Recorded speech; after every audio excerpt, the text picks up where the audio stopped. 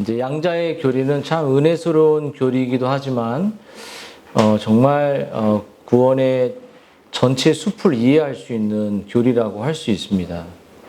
제레미야 버로우즈라는 청교도 목사는 이런 말을 해요. 양자됨은 우리의 본성적인 권리가 아니라 구원을 선물로 주어지는 것이라는 것을, 그러니까 양자가 정말 받을 수 없는데 우리에게 값없이 선물로 주어졌다는 거죠. 그리고 양자됨의 교리는 사무엘 밀러드 같은 사람들은 불신자에게 전도할 수 있는 놀라운 특권을, 하나님의 자녀가 된다는 것을 증거할 수 있는 정말 복음 전도의 메시지라고 이렇게 얘기를 했어요. 1594년에 청교도의 한 인물인 스티븐 마샬이라는 사람은 이렇게 말했습니다. 성경에서 종종 우리에게 주어진 하나님의 아들로서의 주인은 우리가 받는 특권 중에 하나라고 말하지만 성경은 믿는 자가 현재와 내세와 또 현재와 영원까지 그리스도에게서 얻는 모든 것은 그들이 하나님의 자녀, 양자가 되었다는 이 한 가지에 다 포함되어 있다는 거예요. 우리의 현재와 미래 모든 것도 축복이 양자됐다는 거죠. 그래서 싱글레이 퍼거슨도 이 양자됨의 교리는 그 하나님의 이 구원의 영광과 작정과 계획을 동시에 볼 수 있는 숲과 같은 것이다. 이렇게 동시에 구원을 이해할 수 있다는 거죠.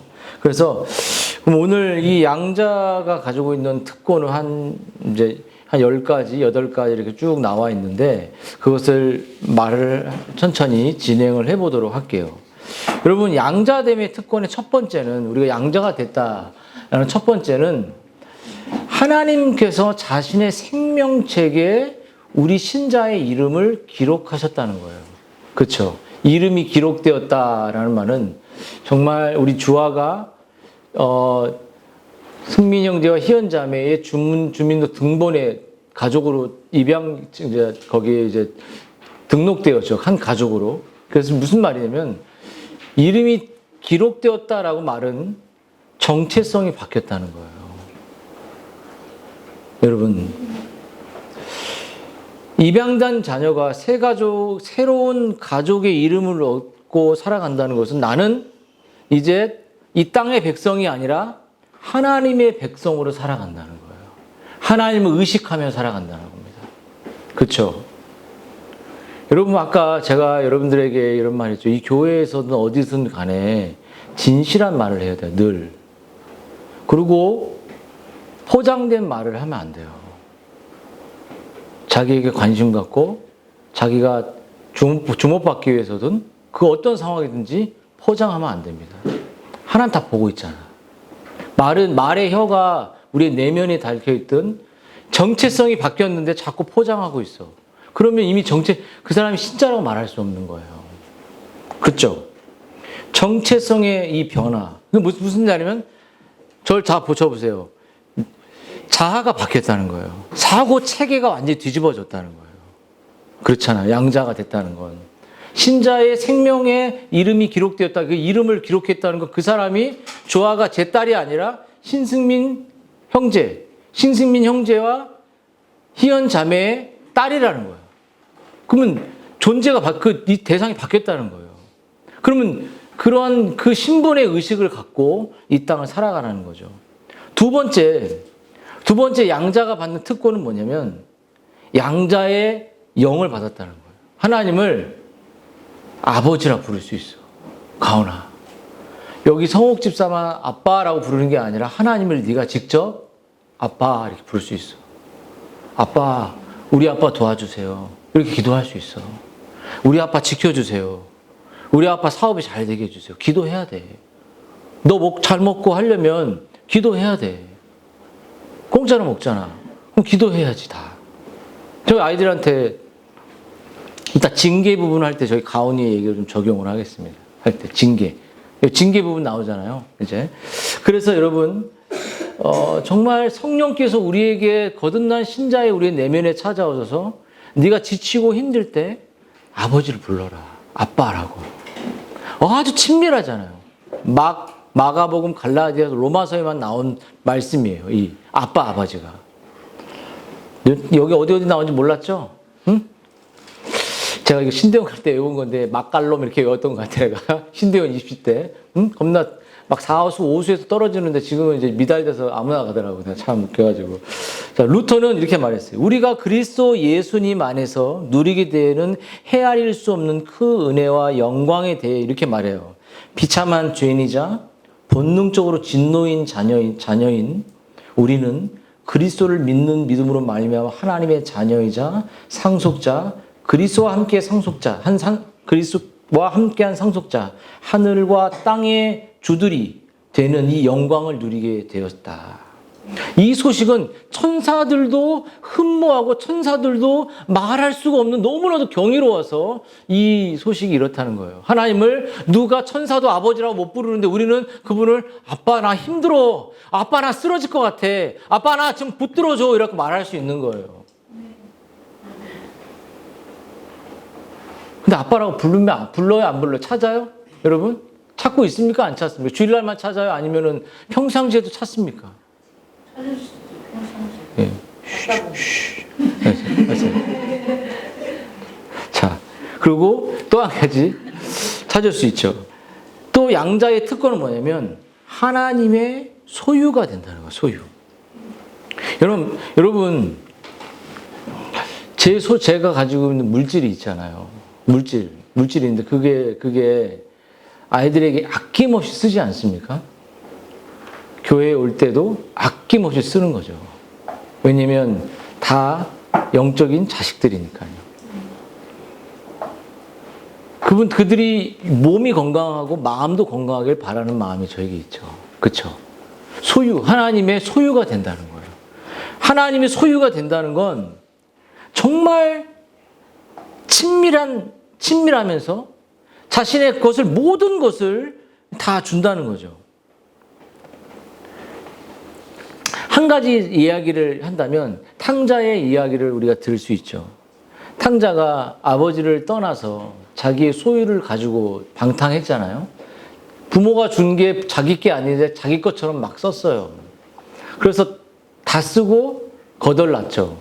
그때 하나님 성령께서 탕자의 마음에 빛을 주셨어요.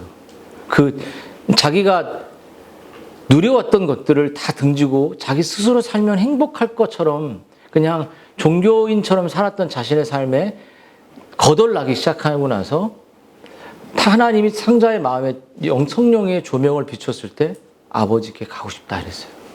근데 아버지께 돌아갈 때는 자기가 아버지와 약속했고 아버지가 사랑했던 모든 약속을 스스로 깨뜨렸거든요.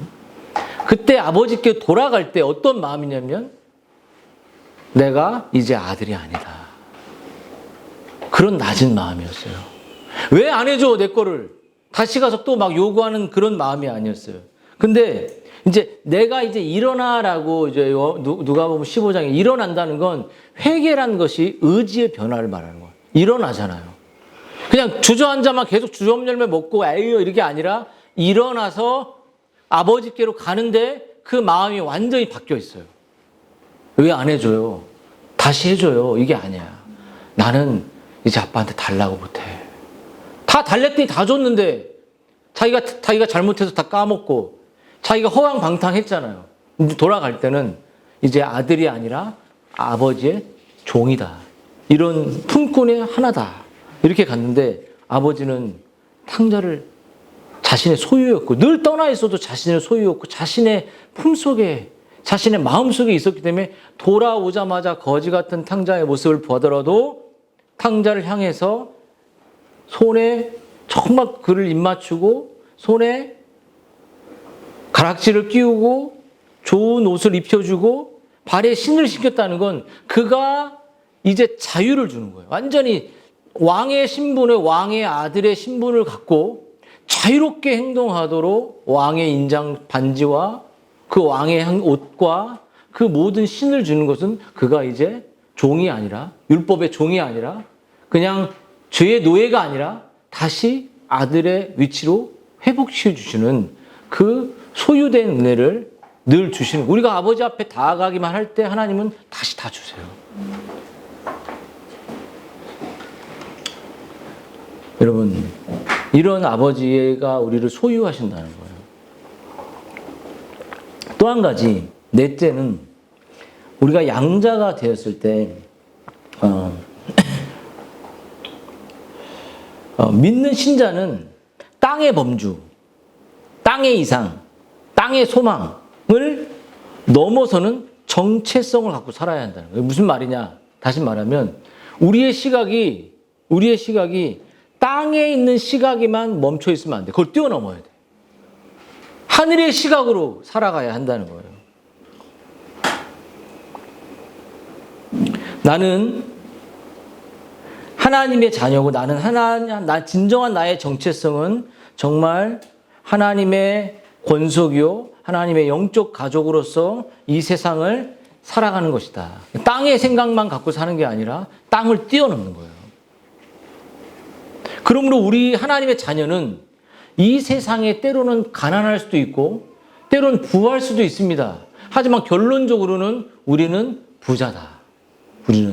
우리는 부유하다. 야고보서 2장 5절의 말씀입니다. 은혜에서 부유한 자다. 이렇게 말해요.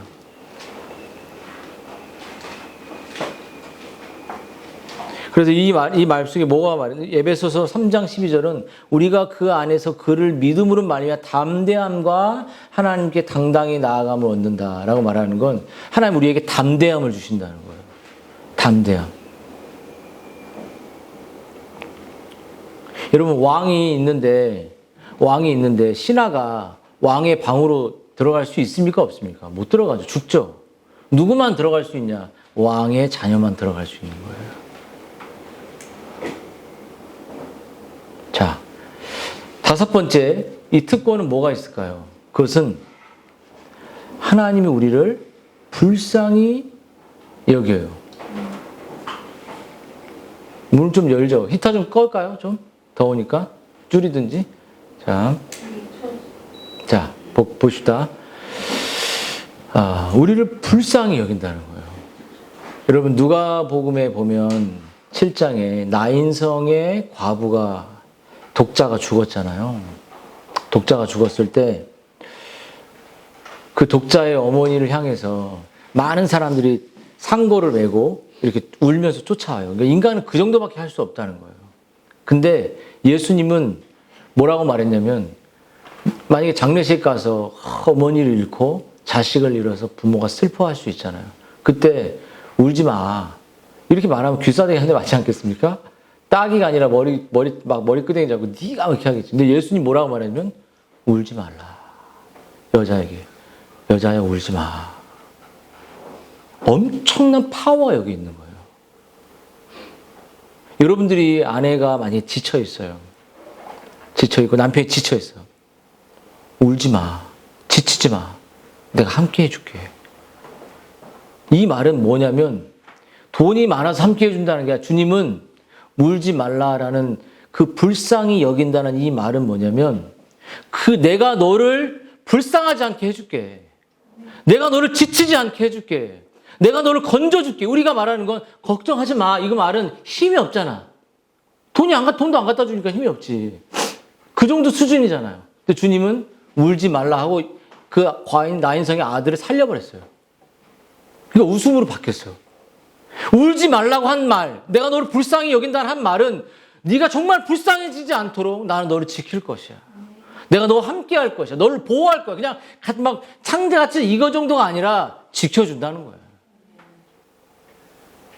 여러분 우리 주아를 지킬 수 있다 그래도 24시간 못 지키냐. 자야 되잖아. 주아를 불쌍히 여긴다는 건 주아를 지킨다는 거예요. 주님이. 낮과 밤에도 지키고 해와 달에도 지키는 주님이 지켜준다는 거예요. 불쌍히 여겨준다는 말은 그런 의미예요. 우리의 구원의 영역뿐만 아니라 우리의 모든 삶에서 하나님의 자비와 하나님의 인도가 있다는 거죠. 여러분 물에 빠진 사람을 구하기 위해서는 뭐가 필요할까요? 물에 막 빠졌어. 제가 우리 아내가 그 신혼여행 갔는데 물이 너무 무서워가지고 우리 아내를 붙잡고 살려고 저 자매를 막 물속에 넣어버렸어 그냥. 나 살아야 되니까 물이 막 끌려고 해가지고 내가 수영 못해요. 근데 물에 빠진 사람 건지려면 뭘 해야 돼요? 구명조끼 말고 실제 수영 실력이 있어야 되잖아요. 예? 그냥 아우, 저 영혼 불쌍해 이런 게 아니라 물속으로 뛰어 들어가는 거야. 뛰어 들어가서 건져내야 되는 거야. 이런 실력이 있어야지. 누군가를 먹이고 누군가를 입히고 누군가를 하려면 강한 힘을 키워야 되는 거야. 그래서 너희들 공부해야 되는 이유가 거기 있는 거야. 자랑하고 제가 드러내고 그런 게 아니라 지키려는 마음이 있어야 돼요. 여러분, 그러니까 하나님이 우리를 불쌍히 여긴다는 이 말은 엄청난 능력을 가지고 너를 지켜주고 건져줄 거야. 이 말이에요, 이 말. 힘이 있잖아요, 우리 하나님. 없습니까? 대답을 안 해. 있어요, 없어요? 있어요. 그리고 여섯 번째, 일곱 번째는 그 외면이 그대로 하는 거예요, 지금. 보호를 받고, 일곱 번째는 필요한 것을 공급해 준다는 말이죠. 여러분, 존 파이퍼가 쓴 결혼 신학에서 이런 이야기가 있습니다. 아버지는 한 집의 가장입니다. 가장은 다른 말로는 머리라고 말해요. 집의 머리로서 해야 할 일이 있는데 그것은 그리스도께서 보여주신 섬김과 희생의 리더십을 본받는 일이라고 말해요. 그것으로부터 두 가지 중요한 책임이 누군가를 희생하고 누군가를 정말 리더십에 끌고 가기 위해서 두 가지 결혼신학, 또 결혼신학이 아니라 어떤 부부뿐만 아니라 어떠한 리더로 살아가는 두 가지가 있어요. 그것은 보호와 공급이에요. 아내와 자식을 보호하는 역할과 그들에게 필요한 것을 공급해 주는 거예요. 이 두 가지는 생명이 걸린 문제이기 때문에 주아를 지켜주는 것뿐만 아니라 먹거리를 공급해 주잖아요. 이게 리더가 이게 아버지 양자된 하나님의 아버지로서 우리를 그렇게 먹여주고 지켜주고 공급해 준다는 뜻이에요. 여러분, 공급에는 두 가지 의미가 있는데 영적인 공급도 물론 있죠. 영적으로 우리의 영혼을 흡족한 게 있지만 하나님은 물질적으로 우리의 필요한 것을 채우시죠. 여러분, 다윗의 인생을 돌아볼 때 아까 광야에 막 삶을 방황하고 여호와는 나의 목자시요. 뭐라고 말하죠? 나에게 부족함이 없으리라. 그런 말을 하잖아요. 그가 나를 푸른 초장에 누이시며 쉴만한 물가로 인도한다. 물가가 저기 있잖아요. 내 영혼을 소생시킨다. 자기 이름 위에 의의 길로 나를 인도하신다. 막 사망 골짜기로 내가 다니도 해를 막 두려워하지 않은 것은 그가 나와 함께한다. 원수의 목전에서 기름을 바르고 상을 베푸신다는 것, 상은 말 그대로 어워드가 아니라 테이블에 밥상이 떨어지는 거예요. 막 전쟁터에서 밥을 먹을 수 있는 여유를 주신다는 거예요. 지금 막 나를 쫓아오는 공격하는 다윗의 인생, 추격자가 많고 사울의 공격을 받는 그 상황 속에서 밥이 들어가는 거예요. 잠을 주고 하나님이 신적인 보호를 해주겠다는 거예요. 그렇지 않겠습니까? 여러분, 여덟 번째 특권은 뭐냐면 양자에게서는 분명한 징계가 있습니다. 매가 있어요. 하지만 버림당하지는 않아요. 우리 가온이가 저하고 약속한 약속을 깨뜨리고 범죄를 저질렀어요. 나쁜 행동을 했죠. 제가 마음 같아서는 정말 온 힘을 다해 엉덩이를 때려주고 그가 가진 모든 것을 다 박탈하고 싶지만 버리지 않았습니다. 많이 징계하지도 않았고. 양자는 뭐냐면 하나님이 때론 잘못해서 징계합니다. 징계하지만 그를 버리지는 않아요. 그가 회개하고 돌아올 때 다시 받아주시죠. 그 징계는 살리기 위한 징계예요. 자기가 필요한 모든 것을 주가 공급해 주셨는데 자기 것처럼 여길 때 징계가 들어가는 거예요. 고마움도 모르고 너희들 시온이 가온이 운율이 엄마가 밥 차려주면 감사해 안 감사해? 혼자서 뭐 해먹을 수 있어? 라면밖에 못 먹잖아. 안 주면 굶어 살 더 빠지는 거야. 다이어트 해야 돼 그러면. 어? 고마워해 엄마 건강하게. 집에 가면 엄마가 요리도 해주고 삼시세끼 요리하는 게 얼마나 힘들어. 쿠팡에 시켜봐 얼마나 비싼데 맨날. 여러분 이렇게 하나님 우리를 징계하시는데 징계의 목적은 우리의 잘못을 깨닫고 진심으로 하나님 마음을 부모의 마음을 아프게 한 것을 깨닫고 돌아와라. 그럼 다시 회복시켜 주겠다. 버리지 않으시니까. 징계 받을 때 어떻게 해야 돼? 아씨 나쁜 아빠. 내가 돈 벌어서 내가 살으라. 이게 아니야. 내 아빠 마음 아프겠구나. 부모님 마음 아프겠구나. 그 아픔을 진심으로 고백하고 나아갈 때 하나님이 다시 처음으로 회복시켜 주는 거야. 가온아, 그렇지. 아멘? 아멘 해야지. 아멘? 다시 회복되는 거야. 울어야지. 좀 눈물 좀 안 나? 자, 다시 회복돼, 가온아. 아홉 번째 뭐냐면, 아홉 번째 양자의 특권은 인치심을 받는 거예요. 인치는 뭐죠? 우리가 구원받은 믿음의 사람들에게 사랑의 도장을 찍는 거야. 뽀뽀를 쭉 좋아하게 합니까? 안 합니까? 나도 솔직히 우리 아기 때 막 이렇게 핥아버리고 막 이렇게 막 가온이 쭉쭉 빨았는데 좋아도 그러고 싶지만 아직 조금 해서 내가 아직 안 안아주고 있어. 근데 너무 빨아도 뽀뽀도 많이 하죠? 뽀뽀 많이 안 해? 입에 입냄새 날까 봐 안 하나? 아직 아끼는구나. 그러니까 인침이라는 건 정말 내가 자신의 소유를 아주 강력해. 인침이라는 건 성령의 부어짐이에요. 강력하게 우리 마음속에 네가 나를 사랑해야 돼. 나도 너를 사랑할게. 너의 언어와 너의 모든 삶은 진실하고 나를 따라가야 돼. 라고 자신의 소유권을 강력하게 주장하는 그 은혜. 네가 구속의 날까지, 우리가 구원받은 완성의 날까지 인치심을 받았다. 계속 하나님의 사랑과 소유와 도장이 내 거야. 넌 내 거야. 다른 그런 잘못된 길로 가지 말라고 계속 우리를 사랑의 그 도장을 찍은 거예요. 그때 여러분, 10번째. 그래서 하나님의 상속자가 되는 겁니다. 여러분, 지금은 이 상속이 실감이 안 나지만, 아버지가 죽었을 때, 저희는 우리 아버지한테 가끔 이런 얘기죠. 뭐 물려줄 게 하나도 없냐. 번호는 왜 이렇게 없냐, 내가. 그런 말을 하거든요. 그러니까 돈이 많은 부모가 만약에 죽으면 재산이 몰려 들어오잖아요. 그런 것처럼 이런 상속, 하나님께서 자신의 모든 소유의 상속을 우리에게 준다는 거죠. 그러면 이제 조금 적용점으로 가봅시다. 양자가 된 우리는, 이게 외민의 내용을 다 말한 거예요. 양자가 된 우리는 어떻게 살아야 되는가?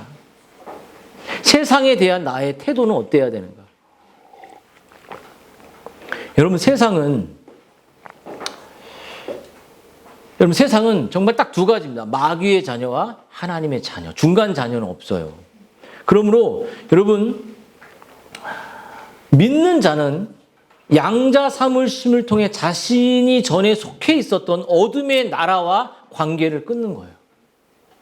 승민아, 네 얘기에서 그만하자면 게임했던 그 어둠, 그걸 끊어내는 거야. 너무 하나님을 사랑한 이제 양자가 됐잖아. 하나님의 법을 따르잖아. 그러니까 옛 법으로 자꾸 돌아가려고 하면 안 되는 거야. 마귀가 속삭이는 거지.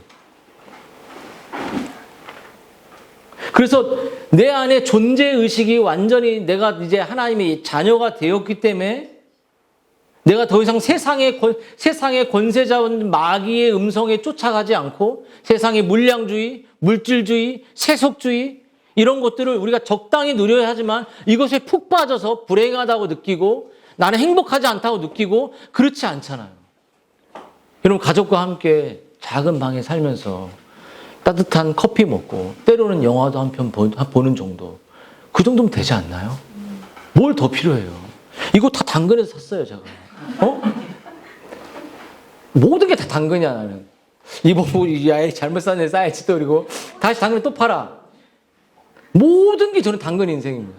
당근 좋잖아. 와이셔츠 당근입니다. 다 10,000원이에요, 10,000원. 조용히 하세요. 녹음되니까. 근데 얘네한테는 아주 좋은 걸 사주거든요.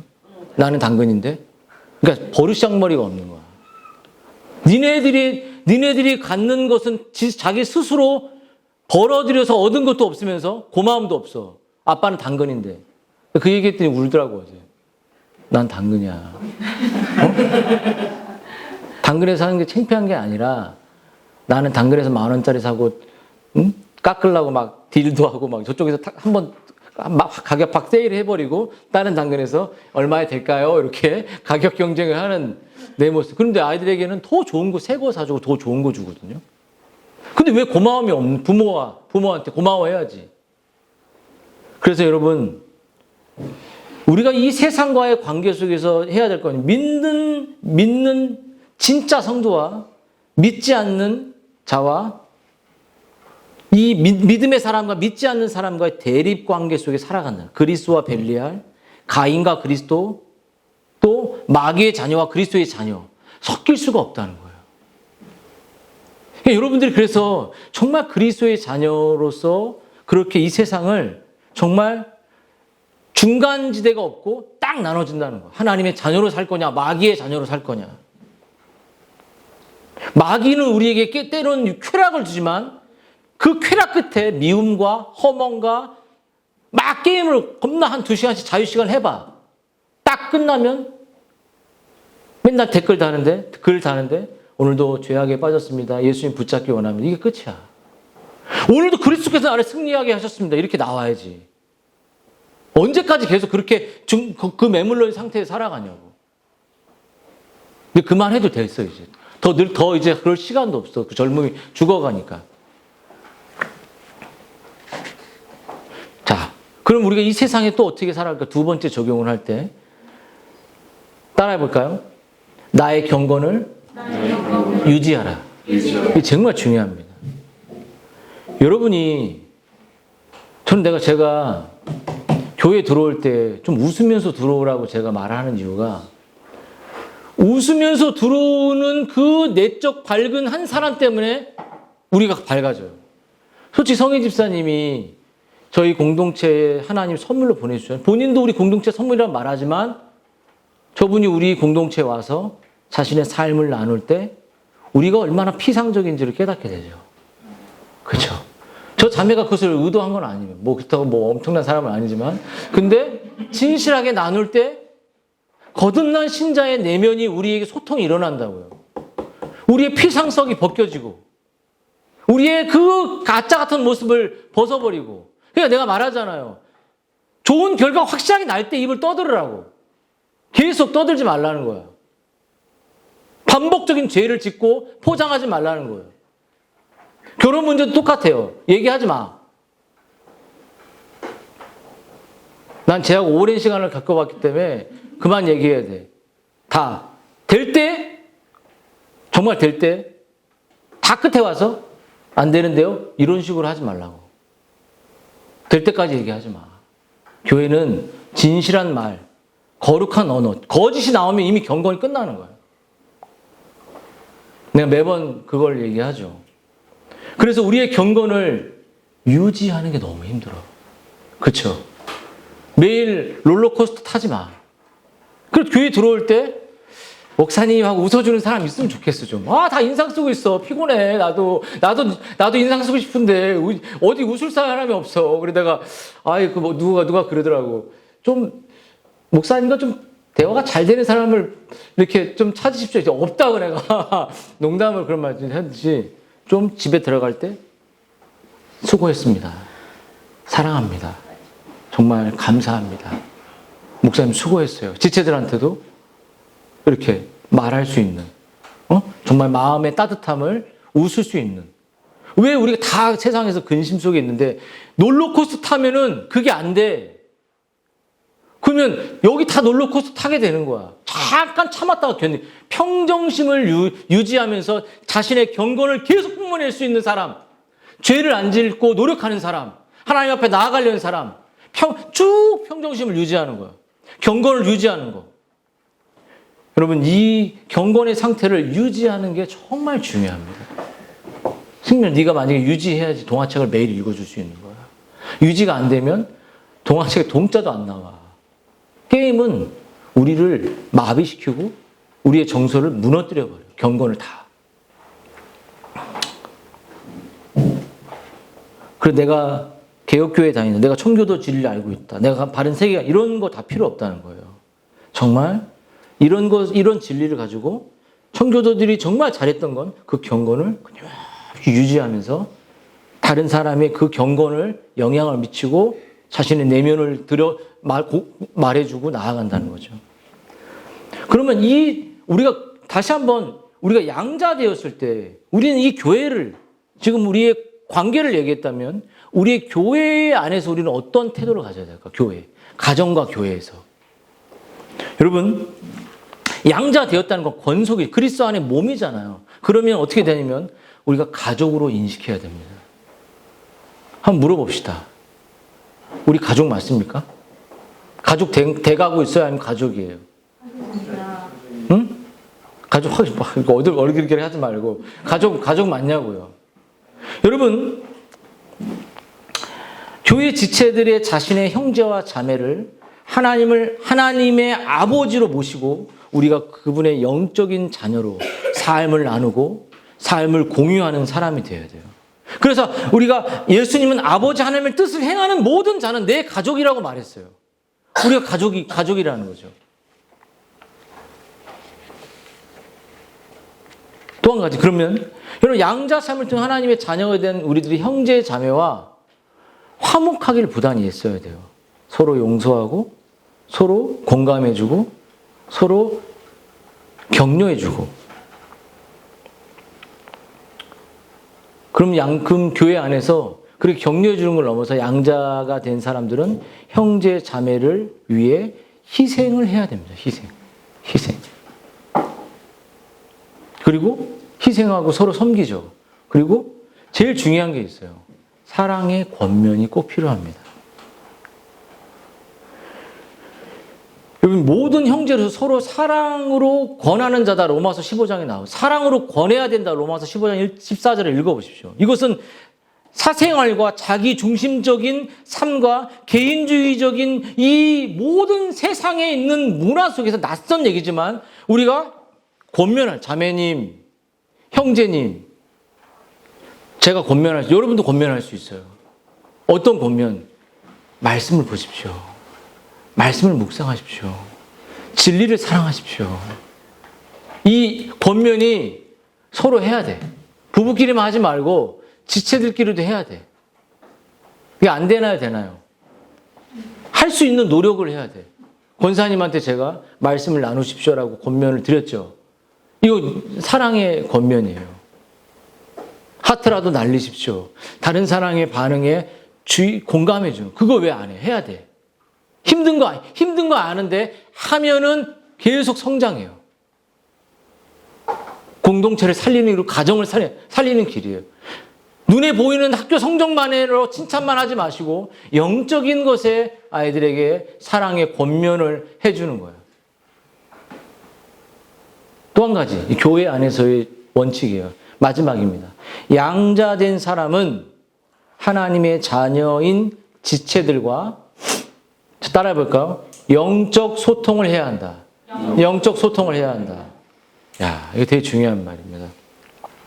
여러분, 서로 아무리 멀리 떨어져 있어도 가족도 친가족도 남이 될 수 있습니다.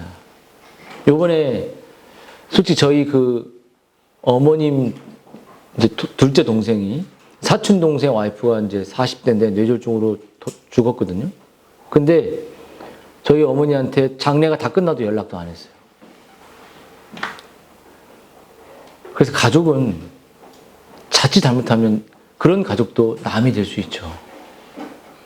여러분, 가족은 서로 정보와 사랑을 공유하는 게 가족입니다. 그냥 가슴 꽉 닫아놓고 들어오지 마.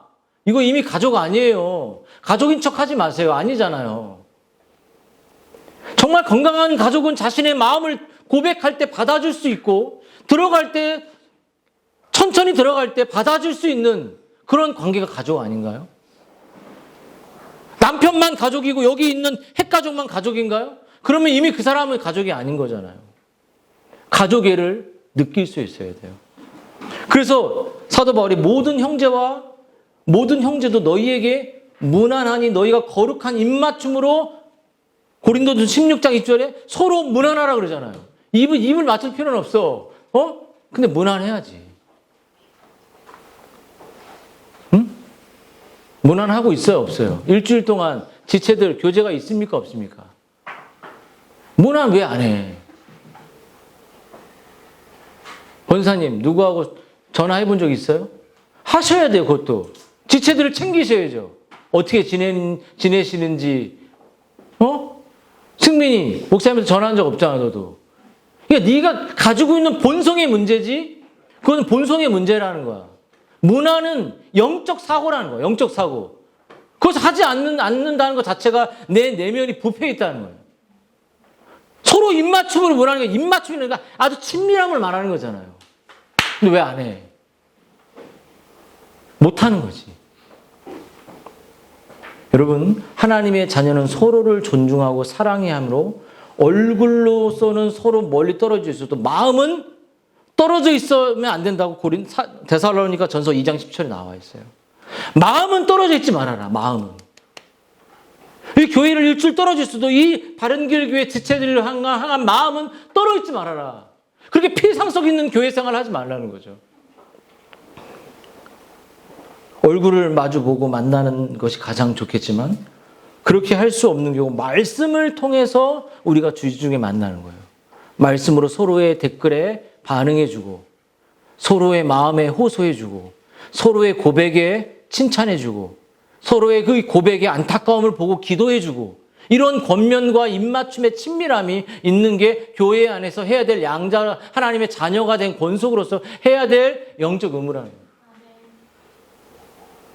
여기서 실천하는 우리가 모두가 되기를 주님의 이름으로 축원드립니다.